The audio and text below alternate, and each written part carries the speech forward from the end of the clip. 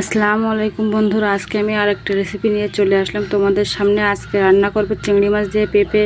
এটা তোমাদের সাথে শেয়ার করলাম। এটা কিন্তু এই গরমে খুব ভালো একটা তরকারি। প্রথমে কড়াইতে তেল দিয়ে চিংড়ি মাছটা ভালোভাবে ভেজে নেব। দিয়ে দেবো অল্প একটু লবণ আর অল্প একটু হলুদ দিয়ে চিংড়ি মাছটা ভেজে তুলে নেব।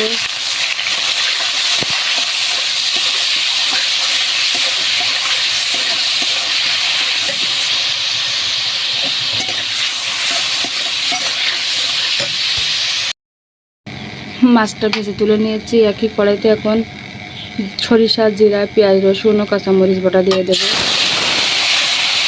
আমার মরিচটা একটু লাল লাল দেখা যাচ্ছে।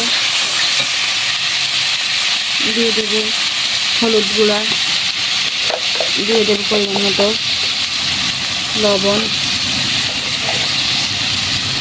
দিয়ে অল্প একটু পানি দিয়ে এটা কষিয়ে নেব ভালোভাবে।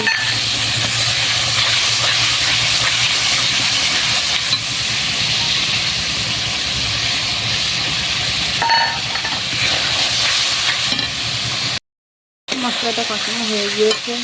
এখন কেটে ধুয়ে রাখা পেঁপেটা দিয়ে দেব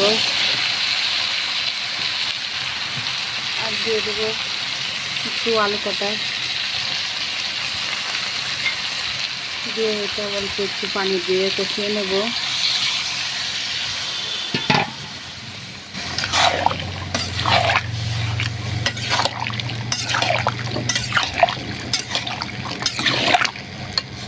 এখন এটা ভালোভাবে কষিয়ে নেব।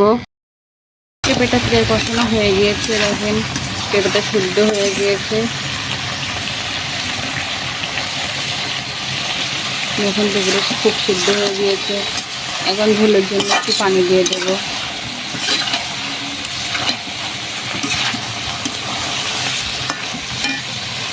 এখন ঝোলের জন্য পরিমাণ মতো পানি দিয়ে দিচ্ছি।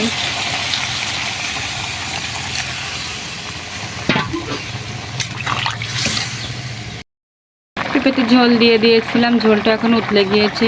এখন মাছগুলো দিয়ে দেব, যে উপর থেকে চিংড়ি মাছগুলো ছড়িয়ে দেব।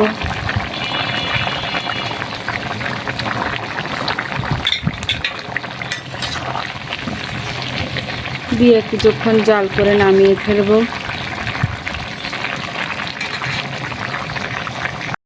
তরকারিটা প্রায় শেষ পর্যায়ে আমার তরকারিটা হয়ে গিয়েছে। এখানে হালকা হালকা ঝোল রেখেছি।